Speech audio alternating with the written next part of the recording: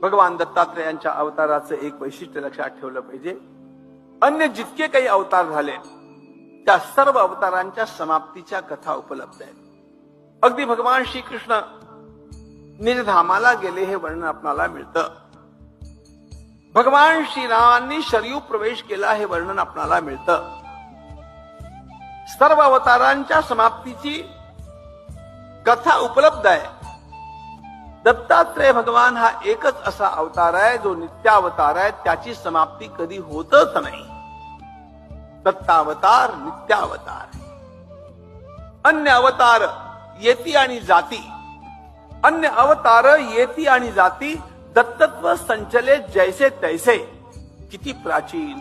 भगवान श्रीकृष्णांचे पूर्वज होते यदू, ययातीचे पुत्र। त्या यदूला पण भगवान दत्तात्रेयांनी उपदेश केलेला आणि आत्ता